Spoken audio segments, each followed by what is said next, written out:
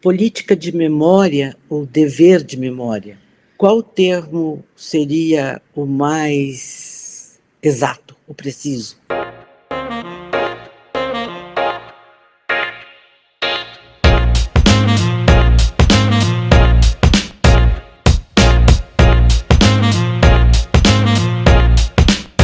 Política de memória, se não me engano, surge pela primeira vez no vocabulário dos historiadores a partir do nacionalsocialismo. Hannah Arendt comenta que os crimes cometidos nos campos de concentração são tão inusitados, tão diferentes de tudo que já havia ocorrido politicamente, que não podiam ser comparados ou tratados pela ciência política, mesmo porque o totalitarismo nem é um fato político, é até o fim da política, e que deveriam, portanto, ser tratados como uma nova forma de narrativa. Portanto, se impunha uma política de memória, uma narrativa que tratasse de narrar aqueles fatos como eles aconteceram. A ciência política não dava conta. Eram fatos totalmente novos na história da humanidade. E era um dever, portanto, de todos aqueles que participaram daquela experiência, narrar esses fatos. E aí eu uso o termo que também ficou consagrado a partir daquele momento histórico, ou seja, dos campos de concentração, a expressão de Adorno, para que nunca mais se repita. Narrar não para causar espetáculo, nojo, indignação, comoção, apenas, isso também, mas não só, mas para que nunca mais se repetisse. E, infelizmente, parte desses acontecimentos ainda se repete. Então, narrar os fatos seria um dever de memória e uma política de memória. Contudo, os principais acontecimentos foram experimentados por quem não estava mais lá, não é? Afinal, muitos morreram.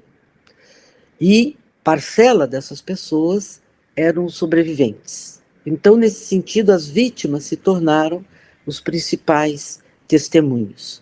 É também interessante a gente observar que as vítimas se tornaram os principais historiadores, as principais testemunhas.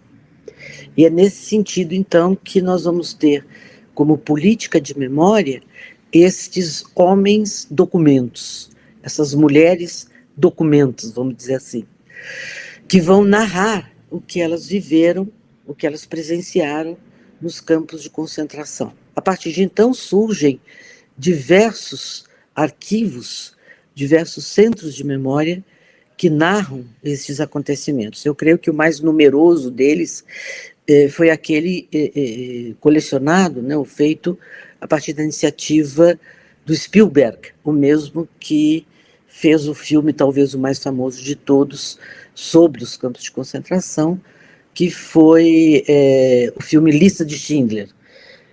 Vários filmes foram rodados sobre os campos de concentração, sobre aquela experiência, mas o filme mais assistido, né, de todos os tempos foi Lista de Schindler. Então é disso que se trata, uma política de memória que não deixa este fato ser esquecido.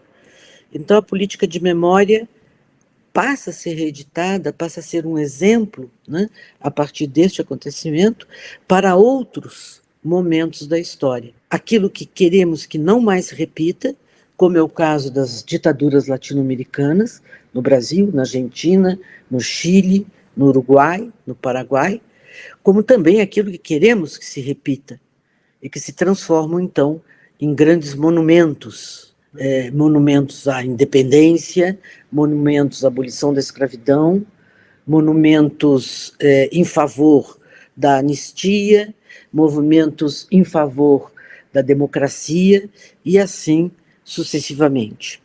Então eu diria que assim como nós temos políticas de memória favoráveis ao nunca mais repita, nós também temos monumentos e políticas de memória em favor daquilo que nós queremos que se reedite ou que se exponha a público como um exemplo daquilo que queremos que seja um modelo para a sociedade.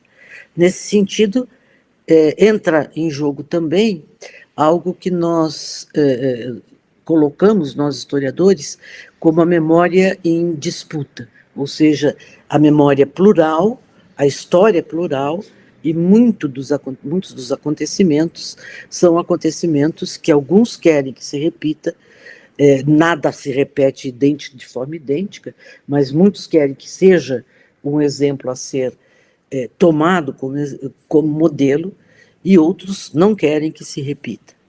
Então, nesse sentido, é que se coloca também que em toda política de memória, ou toda política de memória, implica também uma disputa de memória.